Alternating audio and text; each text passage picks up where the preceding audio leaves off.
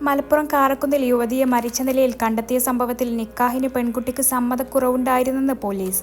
Amayur road Puthiyath വീട്ടിൽ പരേതനായ ഷർഷ സിനിവറിന്റെ മകൾ ഷൈമ സിനിവറിനെ ആണ് ഇന്നലെ വൈകിട്ട് 5:30 തൂങ്ങി മരിച്ച നിലയിൽ കണ്ടെത്തിയത്.